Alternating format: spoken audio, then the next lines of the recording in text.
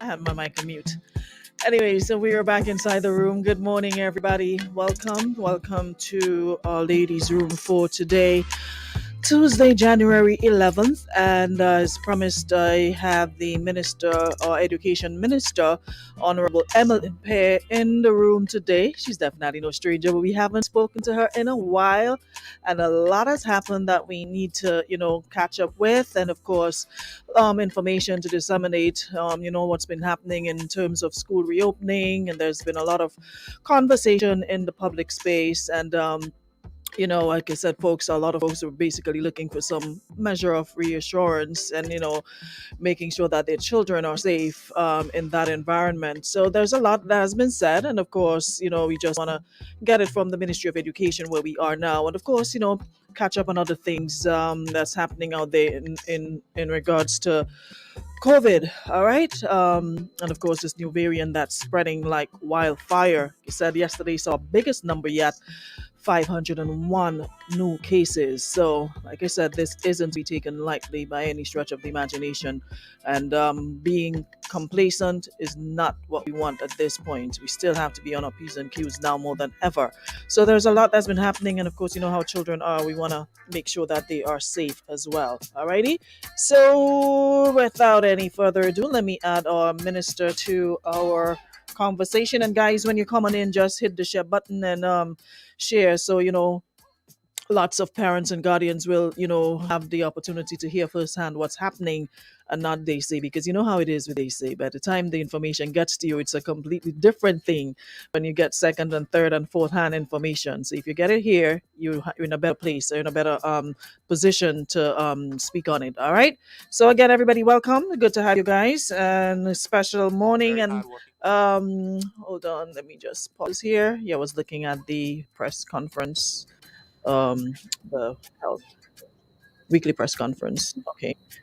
Alrighty. Good morning, Madam Minister, and how are you? Good morning. Good Have morning. not seen you in a while, but Happy New Year to you. How are you? Thanks, and same to you. I've been good, by God's grace only, and it's good to see you as well. Happy New Year to you and your Fantastic. viewers and your listeners. You know what? It's a good thing that we don't look at like what we go through, because I know you've been going through a lot for the past 2 years with COVID. Your ministry has been under immense pressure, so it's a good thing we really don't look like what we're going through, because you would see it on your face. But you look beautiful, so thanks so much for joining us this morning. Like I said, there's a lot that has been happening. So basically, to round up from the onset of COVID and to where we are, how has it been for you and your ministry? Mhm. Of course, it has been a major challenge. I can't understate that it has been a major challenge. Um, it seems almost like a roller coaster sometimes, so you jump from COVID into industrial action response, and then you jump back into COVID response. It has just been a roller coaster. But through it all, I must say that the support has been, I mean, tremendous from all stakeholders, identifying that we have a challenge, we have a crisis, there are things we have to do to respond in the interest of our children. So support from stakeholders, that has been tremendous. Um, the other positive side of it, so I don't focus too much on negatives. I look for the positive in every Positive. challenging situation, and I think that helps me to go on as well. So the other positive thing out of all of these challenges is the fact that I have seen growth. And every time I say this, I remember the very first meeting we called, emergency meeting with principals at the National Stadium. And this was the very first time we were going to say that students have to stay at home and we would have to continue teaching at home. I remember like it was yesterday. The response was literally, I mean, how are we going to do this? I mean, this sounds impossible. I mean, are we crazy? I don't know how we going to do this. And this was generally the response that came from that period. I also remember when we said, use whatever you have, even if it's WhatsApp that works for you, let's use that. And someone messaged me how we could say use WhatsApp to teach. And the ministry's policy position at that time was, this is a crisis. We were not prepared for this. Whatever works, let's just use that. When I look at the level of leadership in some cases, when I look at the level of response, when I look at the calm nature in some cases, what do we have to do? How do we do it? I mean, there are exceptions. But Arona, all in all, this has been very difficult. But here we are today, looking back at the last 2 years, we have made it. And we have made great strides in many areas. And we continue to do the best that we can under the circumstances. Fantastic. Now, in looking back, though, what would you say this whole experience taught you in terms of some of the shortcomings, whether it's in the ministry or the system, the way it works? What would you change? What were some of the changes that it brought about that was needed? Quite obviously, the issue of leadership is one that I would flag immediately. Everything rises and falls on leadership. And so when you look at the school level, of course, we have principals at different varying strength of leadership. And you have principals who probably were appointed not too long before the pandemic, some during the pandemic, and some very young principals as well. So, of course, the Ministry of Education, with support from external agencies like the OECS and so on, have been providing a lot of support to the Ministry of Education in building capacity of leaders on the ground, building capacity of officers within the education sector. And we continue to flag that as a critical issue because the management of an organization calls for strong leadership, especially when you are dealing with people, a lot of people. And so managing any school plant calls for a strong leader. And so supporting our principals, developing capacity of our principals is something that was flagged very early, as a matter of fact, from the initial stage, as something we need to continue doing, which was done before the pandemic. The second thing, quite obviously, when we look at the infrastructure of our schools, we never had to deal with a pandemic like this in the past. And so, what you find is that, like in the current situation, when you say 6 feet physical distancing, some schools can accommodate all their students, and some schools just cannot accommodate all of their students because they cannot get the 6 feet physical distancing. Now, that speaks to the issue of infrastructure now. And how do we prepare for the future? Because the way we are going, we may as well begin now to prepare for what's You going to never be down know. the road. So it means, therefore, that where possible, that we can look at expansion of schools, where possible, we can look at other things like that in the future. Of course, that's a consideration. So if there's a pandemic that breaks out for 3 years, for example, and for 3 years you cannot get to the classroom except it's by 6 feet physical distancing, how will children of this particular school be affected for 3 years? And how will these other students in these other schools not be affected at all? Now, what you may find is that parents may move their children from one school to the other. So it Mhm. means that, looking ahead, looking down the road, these are some of the things that we have to look at. Technology was another critical area of learning during this pandemic. Of course, we spoke about the revolutionizing of education through Mhm. technology. We've been speaking about it. We spoke about devices for all of our students. I still believe some people did not think it was going to happen. But I think one of the things that we procrastinated a lot when it came to technology. And at the regional level, you hear ministers say the same thing. Every country know that they have to move towards the technology, but there was Mhm. a reluctance, there was a wally Yeah. dally kind of approach to it because we So were in a COVID just picked us up and dropped us in it without okay. COVID has said, move, No you way. have to move in an autocratic way. COVID has spoken. And so that has been what I would call a blessing in this pandemic, because what it has done is brought us closer to the level that we should have been in terms of using technology to impact education positively. Now, I want to speak a little on the effects of the pandemic on the children because a lot of the times, we more hear from the parents and how they feel, and not much said from the students themselves. Um, Based on your conversations or probably interactions with the students or the principals or the parents, how would you say it affected the children? How has this pandemic affected the children, the performance rate, etc., the effects it had on the students? So I'll divide that into the performance rate, academic performance. I'll separate that from the psychosocial and mental issues. And maybe I'll start with the one I feel most strongly about in the pandemic, which is the psychosocial, the mental issues. The reports are mounting, right? And I'm speaking about reports from counselors, reports from parents, reports from persons in the community who really care. And it is something that really, I mean, my heart really goes out to our students who are affected by this. Something we have to be careful with is that children don't always talk to parents about things that are sensitive. Hmm. And I want parents to be very careful during this pandemic that you're not assuming things about your children. So you're not assuming that they're doing what they're supposed to be doing when you leave them at home. I've seen photographs of things that are happening in homes, when parents have left, close the door, stay inside, do this, do that, and you're on work and you're assuming that this is what is happening. Um, you have another situation, for example, where children would prefer to tell their peers how they feel. So I've had at least two cases where I had to personally, because the persons asked me to deal with it confidentially, people they Hmm. were very concerned about, but maybe your daughter, for example, her friends send your daughter a message saying, I think I'm going to commit suicide. Oh But that wow. daughter doesn't want that child mother to know that To she know. said. Hmm. So a mother calls me and say, Minister Pierre, could you deal with this confidentially?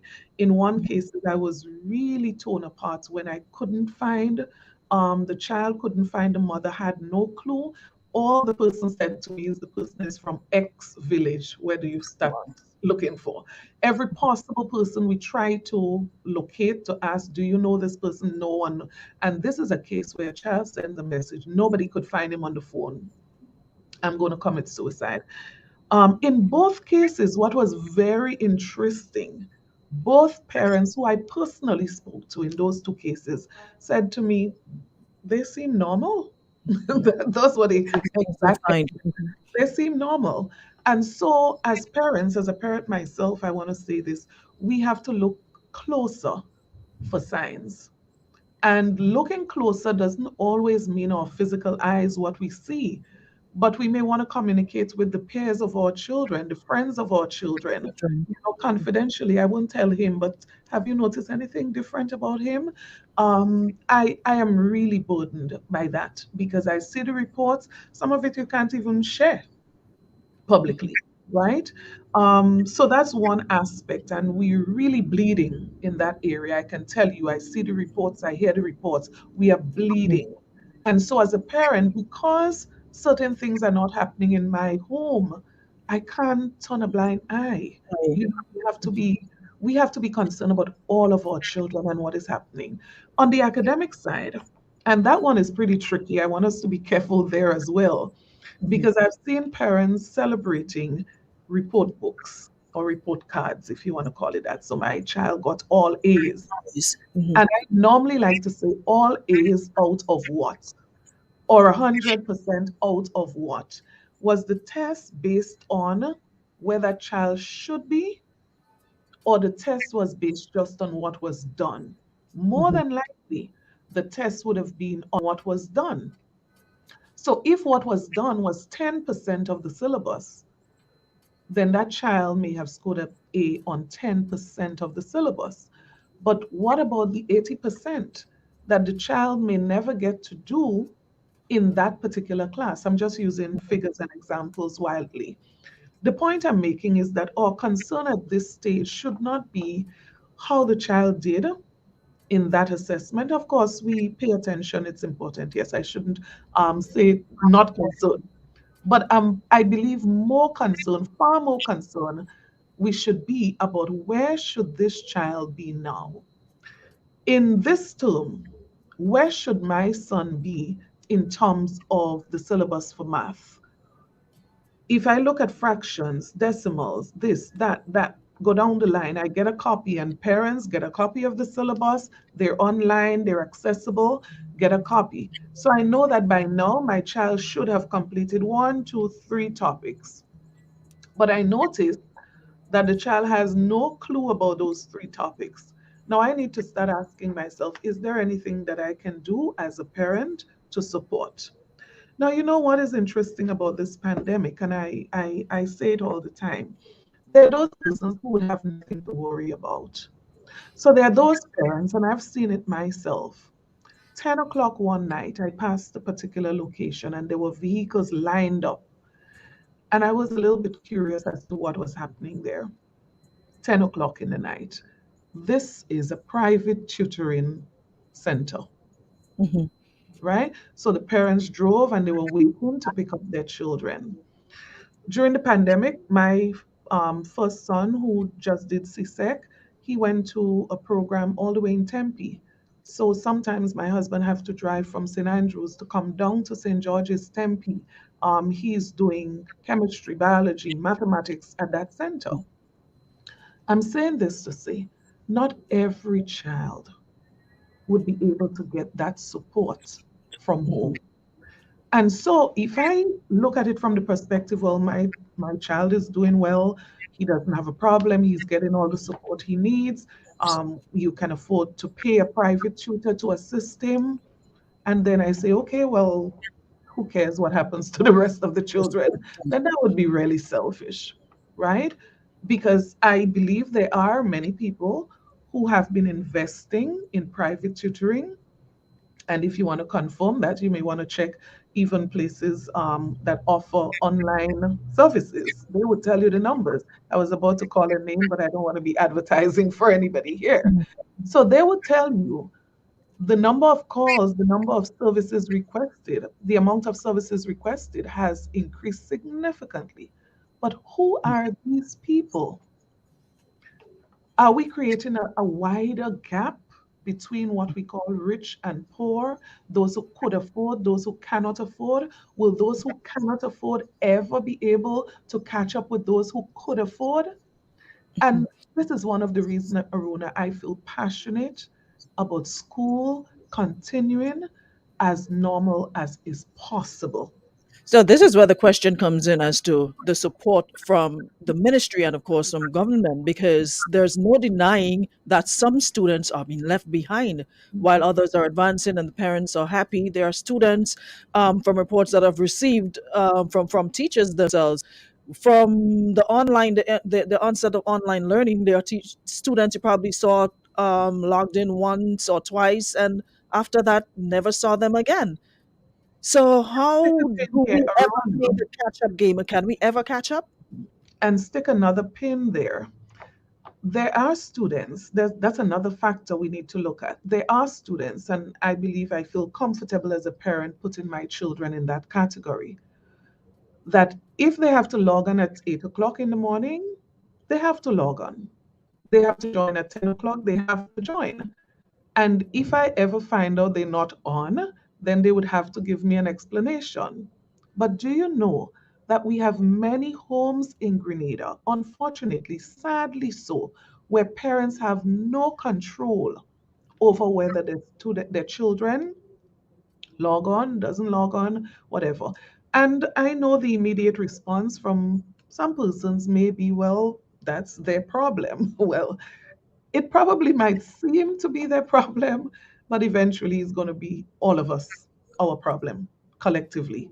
And so this is why we have to care, even for those who probably don't care.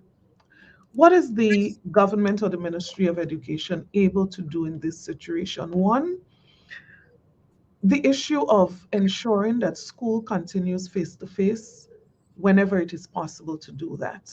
Every opportunity. I'm looking at the number of variants that we've had since the start of this virus. I'm not very optimistic that that's the end, that's the last one. Omicron, that's it. I'm not very optimistic. I believe there are many others that are likely, right, in the future. So it means that we can't have the approach that this is going to end immediately. I mean, we are praying, we are trusting, yes, but let us also be realistic as to And how what about the viral fact that not spread. every student have access to the internet or access to Mhm. logging on daily with within the school system? What about that? How are we working to remedy And this? that is why the face to face is so very important for that reason, but also the uncertainty. So we don't know if we have to go in another lockdown in the future. How much more time will they lose? Will they ever be able to get back? All of those things. So the face to face is critical. The other part of that is that we also have to be preparing, improving our infrastructure in terms of technology to be able to deal with when we don't have a choice. So, when you don't have a choice and you must do blended or you must do at home, how are we ensuring and supporting parents in terms of the internet, right? How do we ensure that we upgrade in internet facilities at school so that you can provide that blended opportunity for those in the classroom and those who are home? And of course, we would forever continue to encourage parents to take their role as parents seriously. It's not something we can give up on. So, as a ministry, as a government, we provide the resources, we provide the encouragement. We've been having online session for parents. I mean, we've gone that far.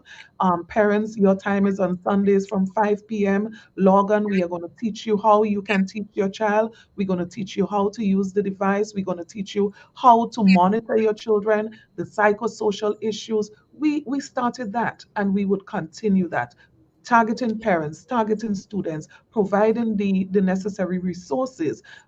We've gone to the ebooks, we've gone to devices, we've gone, we're doing so much, but I believe it's important to note it has to be a partnership.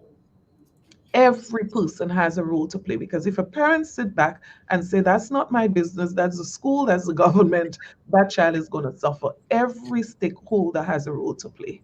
And I agree with you in terms of, children needing that support, because you can definitely see the ones who are getting the support Yeah. compared to those who aren't getting the support. It's Mhm, glaring.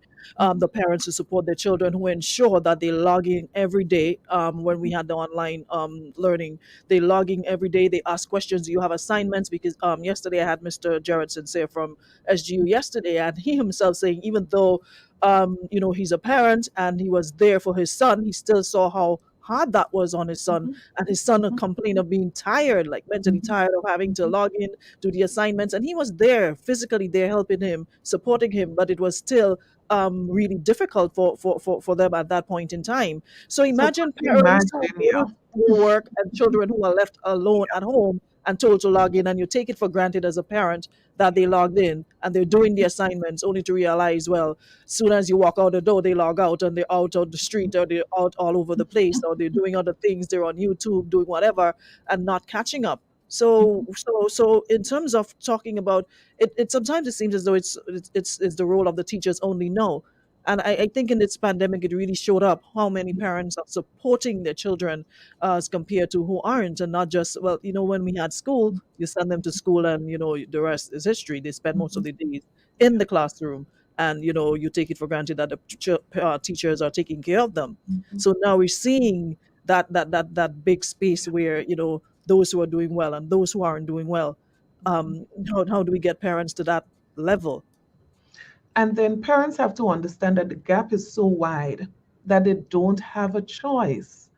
And I'm speaking about all levels. So even the kindergarten student, the preschool student, remember there are developmental activities that they're supposed to be doing in school, which means that it's going to affect their ability to make that transition to what we normally call big school that everybody is familiar with. How do you move that preschooler into kindergarten seamlessly, right?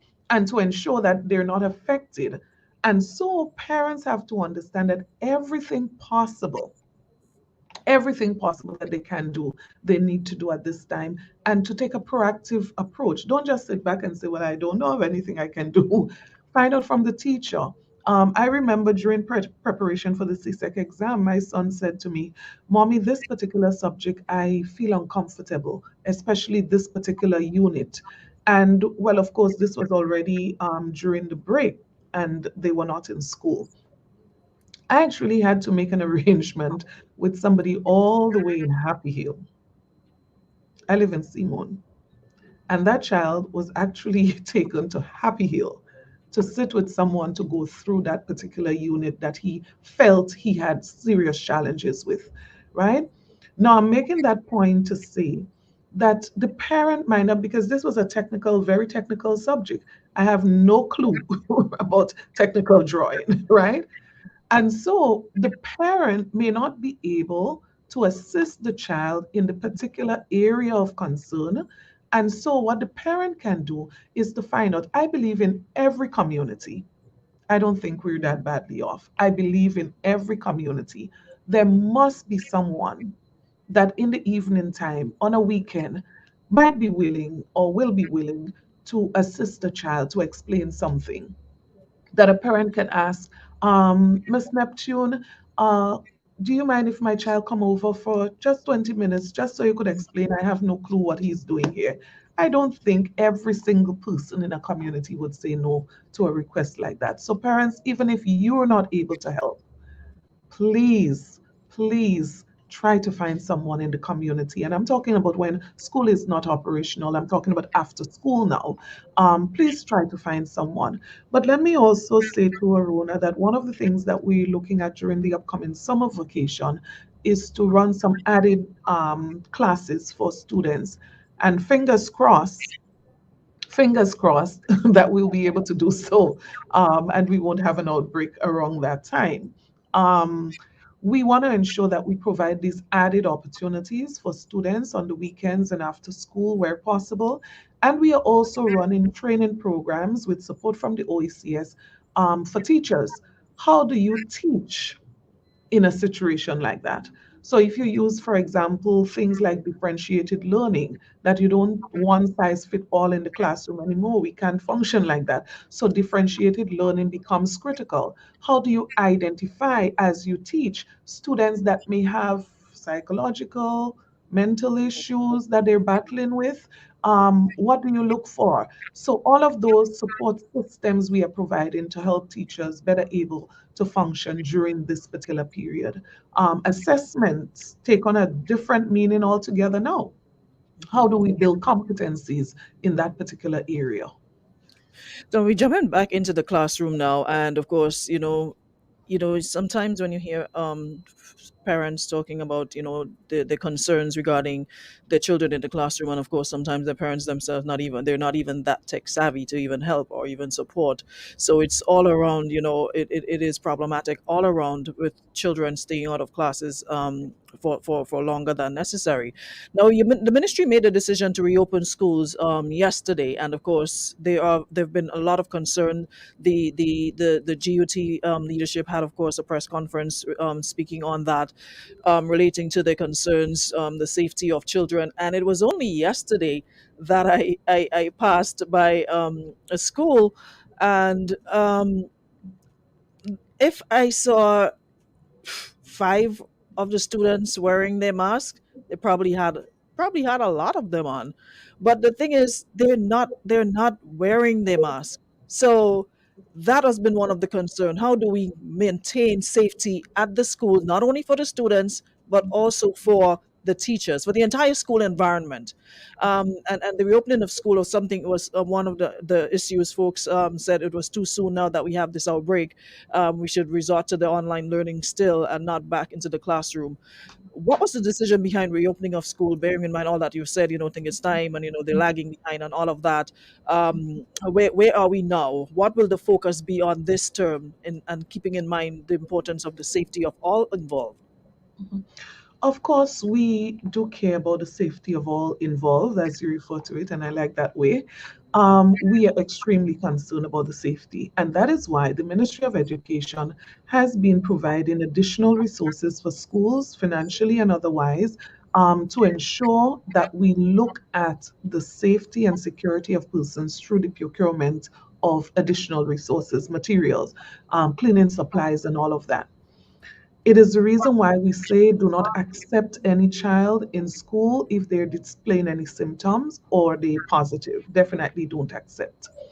It is why we admonish and we encourage persons continue to wear your mask. And that has been a challenge, not just for students, it has been a challenge for teachers as well. I guess when we look at what is happening in our society, Arona, I think we do have a general problem in that regard, and we have to continue to encourage persons. So wearing of the mask and following the protocols, we've been preaching and encouraging that from day one. And so when it came to the particular situation that we're in, the Ministry of Health, which is where we get our guidance from, when do we open, when do we close, and of course, Cabinet also weighs in on that. All of the factors were considered. So all of the factors we just spoke about, plus the actual behavior of the current virus that we have, the current variant that we have.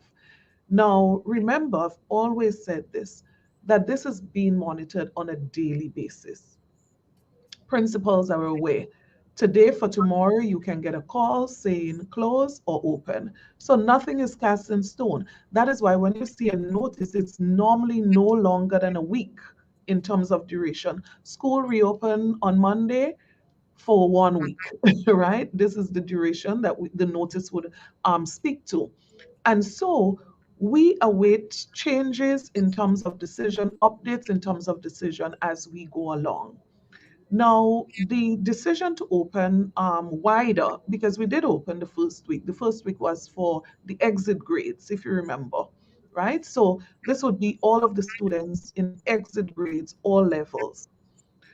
The following week, which was Monday, the Ministry of Health's guidance was that we can go at the 6 feet physical distancing.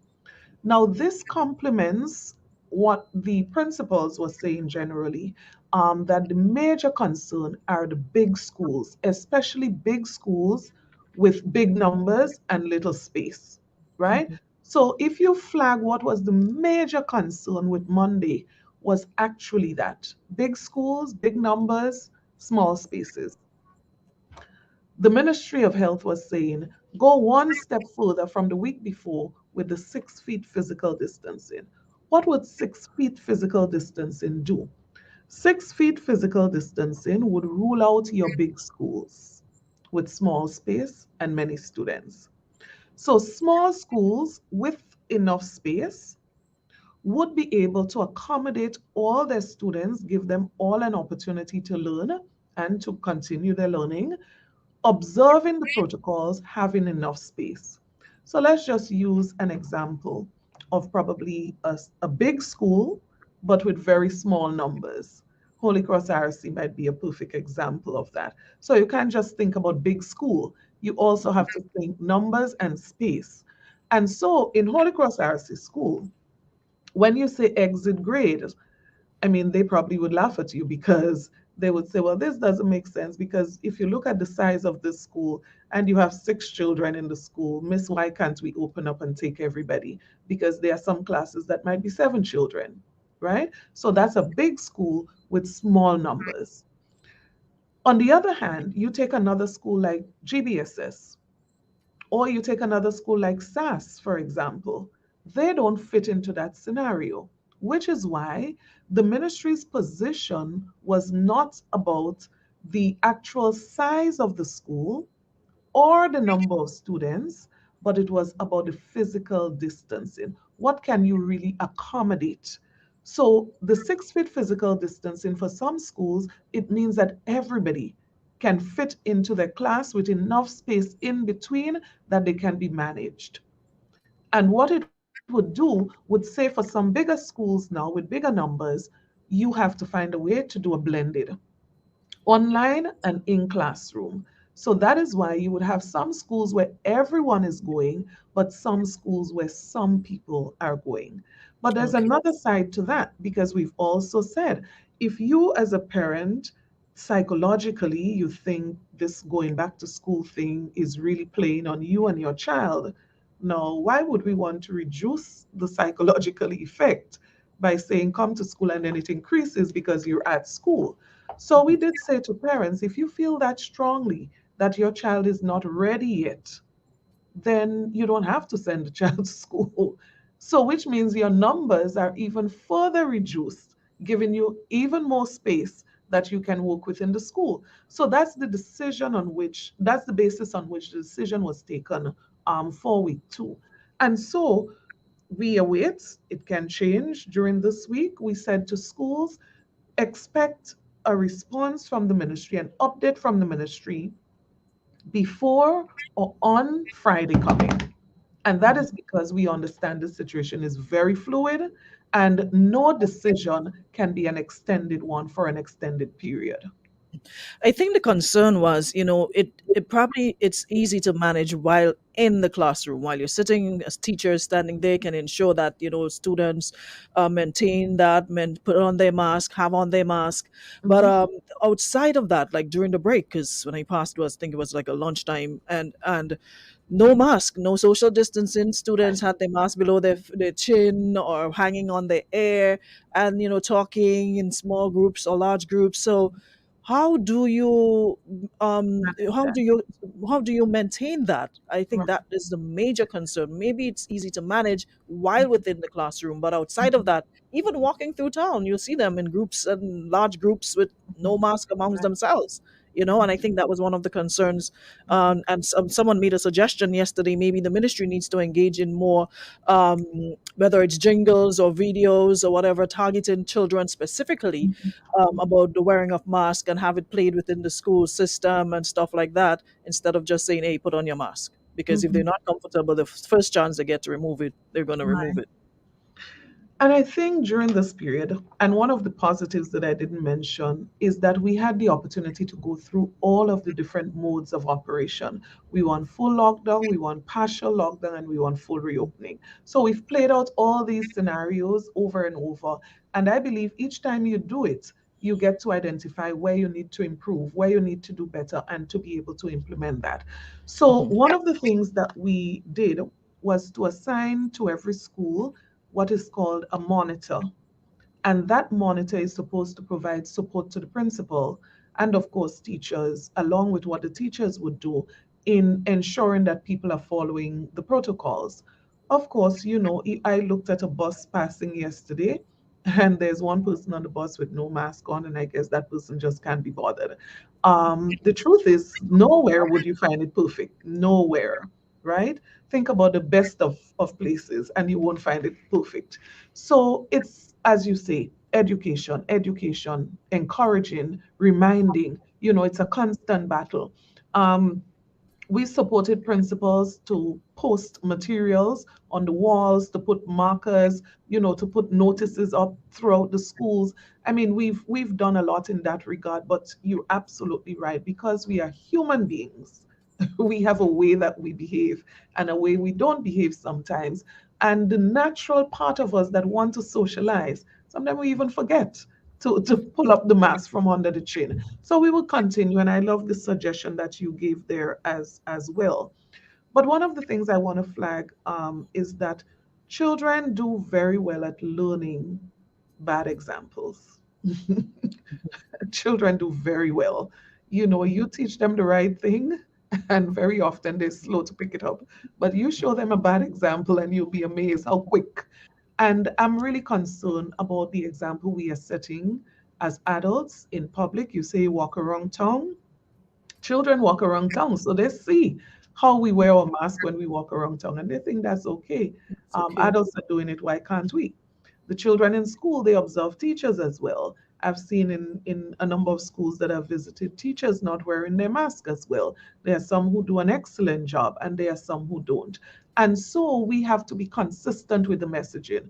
Put in a jingle, put in a notice saying where it is one thing. If they're looking at us and we're not wearing it, it's like saying, well, don't take seriously what I just told you because I'm doing something different. So I just want to appeal to all of us to be consistent in our messaging there. Managing is important. And so there are some schools, Arona, that have been doing excellent in terms of managing that situation you referred to. So if you have a school with 200 students, for example, well, you probably would not have 200 with the 6 feet physical distancing. Let's use a number as 100. It means now that as management, and as I said, some schools have been doing excellent in that regard, would now decide on what we call the school specific plan. Every school has a school specific plan. And that is the plan that you kick out when things are not going based on the normal schedule. So the Mhm. school specific plan may say grade one, grade three, and grade five, lunch is at 12 o'clock. So you're able to manage now smaller numbers. You won't get it perfect, but better able to manage. And the other grades, you go out at 12:30. So you at some schools I've seen had zone. This zone here is for grades X, Y, and Z. Grades W, A, B, C, you go in that zone. I even saw in one school, I think that was in St. Giles, they actually had lanes from the entrance of the school, from you got off in the road, there are lanes. Grade one, this is where you walk. Grade two, to avoid the clustering. Of course, as I say, no situation is perfect, but what we do is to continue to encourage, and by encouraging, to continue to help reduce the risk of spread. And as we've seen thus far, of course, we dealing with different variances, and things change as we go along. But as we've noticed, the infection rate among children, we've noticed that has been low for the entire period that we've been dealing with COVID That's 19. understood. And we just have to trust and continue to pray, God, that it remains that way and that does not change. What we've also noted with the current virus is that generally speaking, the symptoms have been mild. So we've had reports of students and very mild fever, mild headaches, and so on, generally speaking. What is also confirmed, I just came off from a CAFA meeting, and what has also been confirmed from CAFA regionally, they've looked at all of the data, is that the symptoms are even milder for persons who are vaccinated. This is not my data, this is not my pronouncement. This is from World Health Organization, CAFA. As a matter of fact, as I said, I just came off from that meeting. And what was reported there is when you look at all of the cases, you are seeing the trend remaining the same. People who are fully vaccinated, generally speaking, of course, you'll have the slight difference, right? When it comes to some cases, everything would not be standard. But of course, the general observation is that the vaccinated persons are having much milder symptoms as opposed to unvaccinated. Okay. All right, I have a quick question here before we go. Someone is asking about asking Madam Minister, why are some schools asking for school fees in a time like this? I didn't expect that one.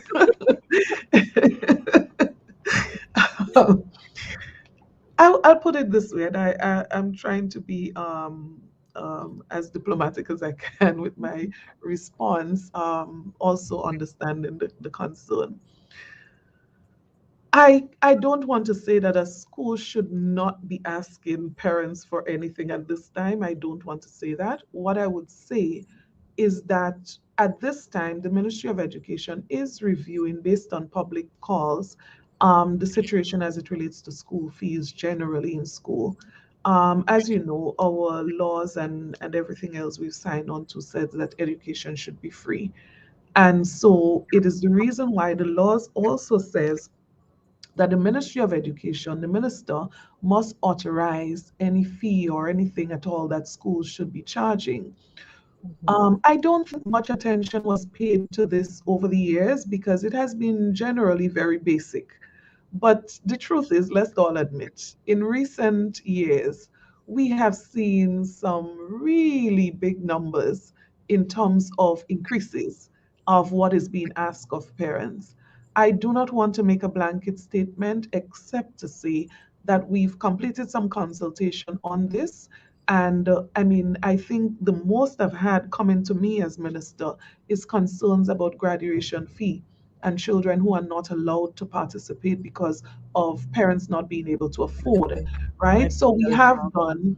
We have done some work there, and I would imagine for the new school year from September, we should be seeing something that would guide all schools in terms of fees, what you can, what you cannot.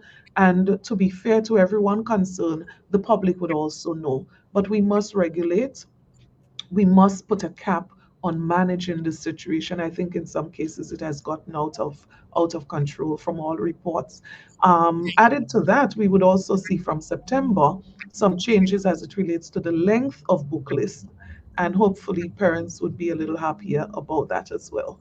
Okay, so we'll definitely bring you back to talk about that, because to me that is very important. So that was a good question after all in relation to the Yes. fees. Yes. All right, but Madam Minister, thank you so much. Any final words before we go?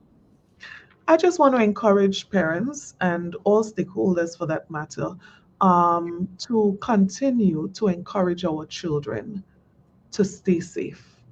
Parents, whatever you can do. Some parents are doing an excellent job. You go to the school and the children have their little personal package with their sanitizer, for example.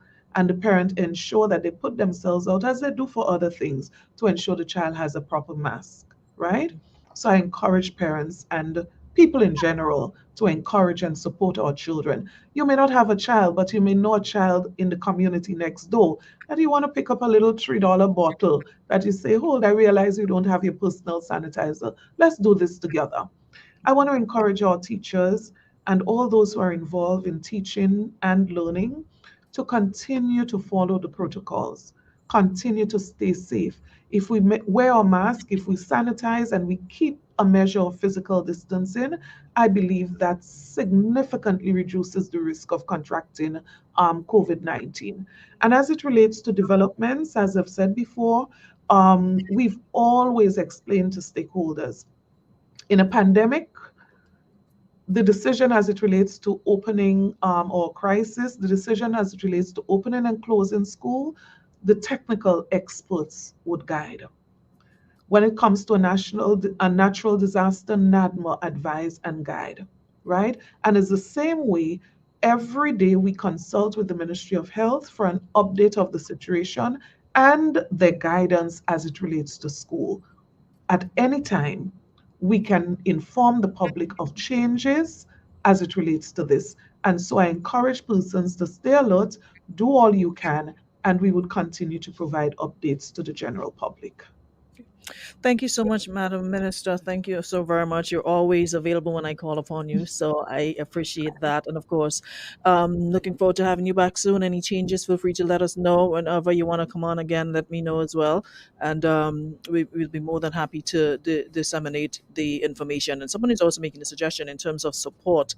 It might seem like not a lot to pay $1 or $3 for a mask, but for some parents, it's a lot, especially if you're using the little blue disposable Mhm, ones. You mhm. can't use them. You're supposed to use once and throw away, and you're seeing people actually recycling those, and it's not doing much good to our safety if you have students recycling those disposable masks. So, in terms of support, even if our family and friends out in the diaspora want to contribute to schools or to the ministry, the masks that are suitable for students and help in this fight against COVID, I'm sure it will be greatly appreciated. So, anybody out there who can support in that way, I'm sure it'll be appreciated. So thank you again so much, Madam Minister, and looking Thank forward to you, speaking with Rona. you. Always my pleasure, You're always.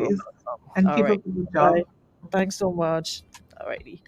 And that's our program for today. We'll be back tomorrow. Hopefully, our good friend Andrea Rapier will be joining us. Last week, she really beat us into some thinking. And I hope she can join us again tomorrow to continue that. All right. So, like I said, informative week. Thanks so much to our friends at Beacon Insurance, Escomar Variety Store, and Western Union. And thank you so much to all of you on the live. I was not able to ask all of the questions that I saw shooting at the minister, but hopefully, we can have her on again, and I'll take the questions directly from the chat and pose them to her. So next time she comes here, it'll be you doing the interviewing. I'll take the questions and pass it along to her. Alrighty. But thanks everyone for joining us, and we'll be back tomorrow for another show.